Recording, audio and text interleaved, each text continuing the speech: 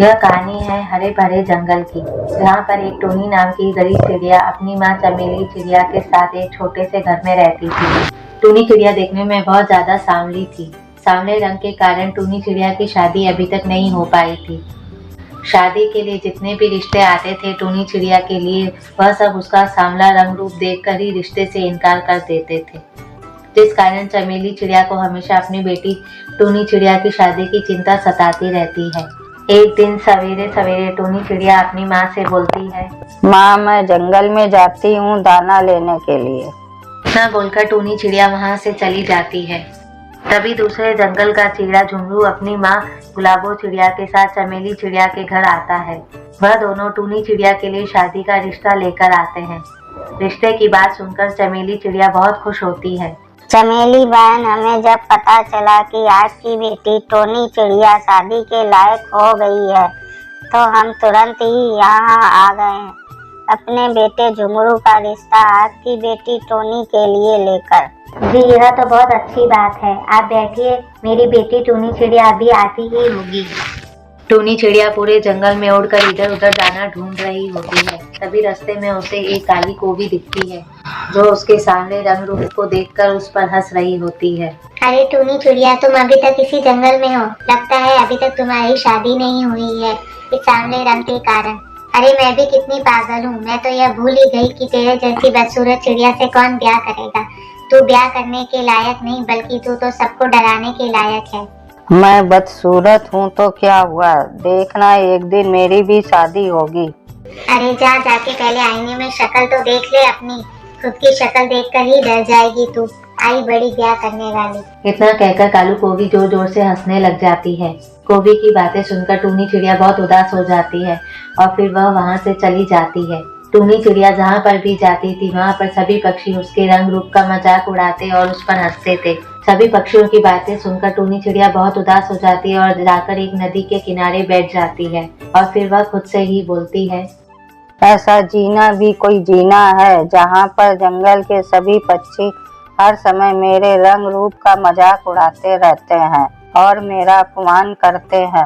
आज मैं दरिया में डूब कर अपने आप को इस संसार से ही मिटा दूंगी। टोनी चिड़िया जैसे ही दरिया में कूदने जाती है तभी अचानक से उस पर एक सुंदर सा लहंगा गिरता है। अरे वाह, ये कितना सुंदर लहंगा है, पर ये अचानक से कहाँ से आ गया? यहाँ कोई दिखाई भी नहीं दे रहा है।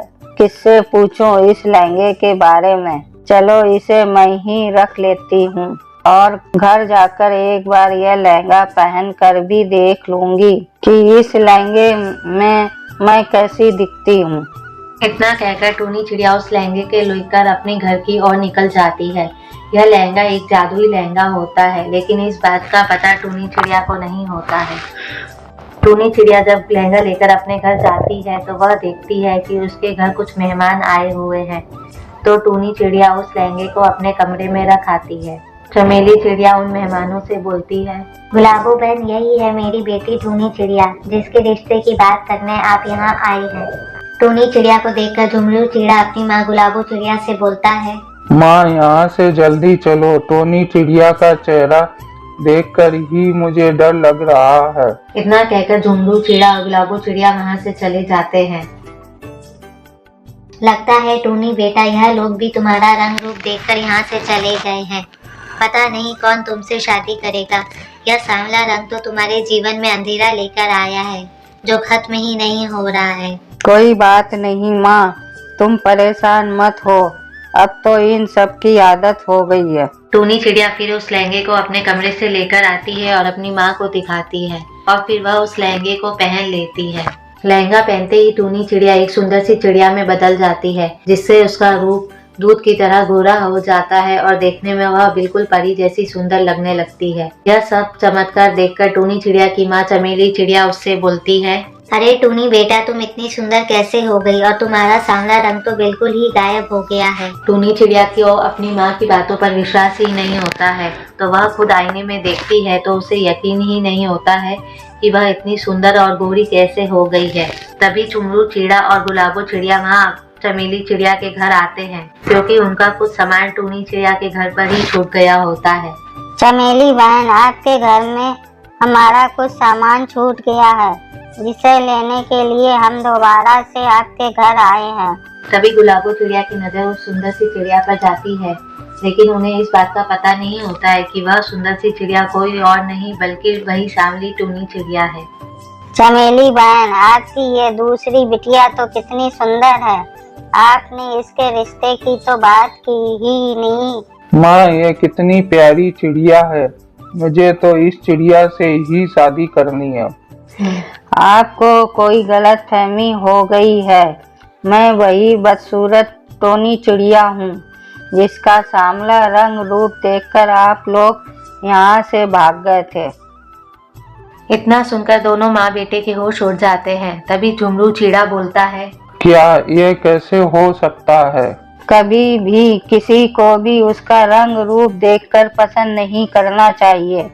मान लीजिए आज तो मैं आपसे शादी कर ली और कल को फिर से मैं अपने उसी पुराने सांवले रंग रूप में आ जाऊं, तो आप लोग मुझे फिर से छोड़ देंगे। टूनी चिड़िया उन दोनों माँ बेटे को बहुत खरी खोटी सुनाती है और फिर दोनों माँ बेटों को अपने घर से बाहर निकाल देती है। देखते ही देखते कई दिन गुजर जाते हैं और टूनी चिड़िया की शादी उसके सुंदर रंग रूप की वजह से उस जंगल के सबसे अमीर पक्षी से होती है। उस दिन के बाद से टूनी चिड़िया खुशी खुशी अपने परिवार के साथ रहती है।